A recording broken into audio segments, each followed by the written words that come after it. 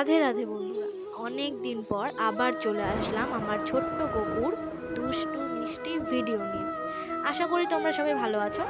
মাঝে কিছু সমস্যার জন্য ভিডিও আপলোড করতে পারিনি, তাই আজকে গপুকে নিয়ে আবার চলে এলাম। দেখো, গপু কিন্তু খুবই খুশি আজকে তোমাদের সামনে আসতে পেরে। ও কিন্তু আজকে খুবই খুশি। দেখছই যে এখন শীতকাল পড়ে গেছে, তাই গপুকে তো আর ঠান্ডা জল দিয়ে স্নান করানো যাবে না। তাই ওকে স্নান করানোর জন্য তাড়াতাড়ি করে ওর জলটা একটু হালকা গরম করে নিয়েছি, যাতে ওর ঠান্ডা না লাগে। তাই ঠান্ডা জলের সঙ্গে গরম জলটা মিশিয়ে ওকে স্নান করিয়ে নিলাম।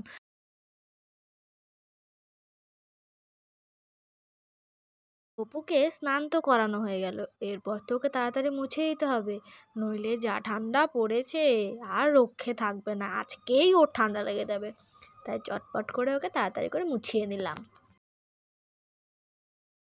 ওরে বাবারে, কি ঠান্ডা লাগছে গপুর, তাই না গপু? তোমার তো খুব ঠান্ডা লাগছে।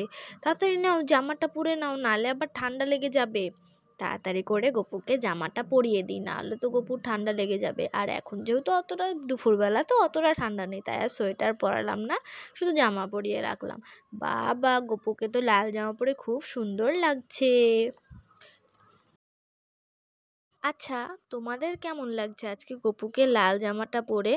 চুপ থেকো না কিন্তু, যারা যারা ভিডিওটি দেখছো তারা কিন্তু অবশ্যই কমেন্টে জানিয়ে দাও যে গপুকে আজকে এই জামাটা পরে কেমন লাগছে, নইলে কিন্তু গপু তোমাদের ওপর খুব রাগ করবে।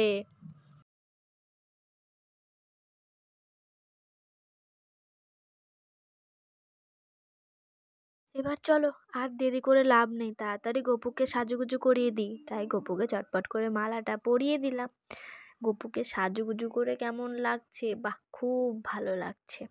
এবার গপুকে আসনে বসিয়ে দিতে হবে, তো গপু আর কতক্ষণ নিচে বসে থাকবে। যা, বাঁশিটাই তো দিতে ভুলে গেলাম, চটপট করে বাঁশিটা দেখি গোপালের হাতে দিয়ে দিই, কারণ গোপাল তো বাঁশি ছাড়া চলতেই পারে না। চলো, এবার গপুকে আসনে বসিয়ে দিই। গপুকে আসনে বসিয়ে দিলাম, এবার তোকে তাড়াতাড়ি খেতে দিতে হবে, নইলে তো খিদে পেয়ে যাচ্ছে গপুর। এক ফাঁকে আবার একটু মহাদেবের ভিডিও তোমাদের দেখিয়ে দিই। তোমরা তো জানো আজকে সোমবার, আর সোমবার বাবার মাথায় জল না ঢাললে হয়, তাই বাবার মাথায়ও আজকে জল ঢেলে নিলাম। দুধ, গঙ্গার জল একসঙ্গে মিশিয়ে বাবার মাথায় ঢাললাম।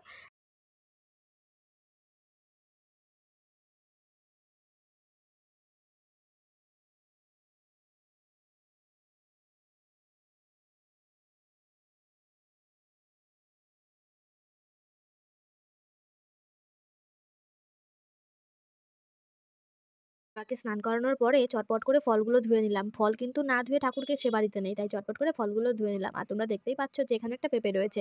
এই পেঁপেটা আসলে আমাদের গাছের পেঁপে, একটু একটু রং ধরতেই পেরে নিয়ে আসলাম আজকে। ভাবলাম আজকে যেহেতু গপুর ভিডিও বানাবো, তাই গপুকে আজকে অর্পণ করবো। তাই চটপট করে ফলগুলো কেটে নিলাম, আর তো দেরি করা যাবে না, সবার তো খিদে পেয়ে যাচ্ছে বলো।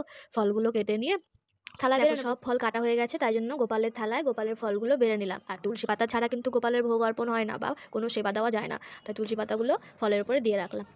এরপরে ওকে জল অর্পণ করলাম, এমনকি প্রসাদটাও অর্পণ করলাম। এরপর ওকে খাইয়ে দিতে হবে, তো গপুকে খাইয়ে না দিলে ও খেতে পারে না। তাই তাড়াতাড়ি করে আর দেরি না করে অন্তত চটপট করে গপুকে খাইয়ে দিলাম। খাইয়ে দিয়ে ওর মুখটা মুছিয়ে দিলাম। চলো, আজ এই পর্যন্তই স্থগিত রাখলাম, দেখা হবে আবার পরে ভিডিওতে। সবাই ভালো থেকো। ভিডিওটি ভালো লাগলে অবশ্যই কিন্তু কমেন্টে জানিয়ে দিও যে তোমাদের ভিডিওটা কেমন লাগলো। আর লাইক, কমেন্ট, শেয়ার আর সাবস্ক্রাইব করতে কিন্তু ভুলো না। সবাইকে জানাই রাধে রাধে।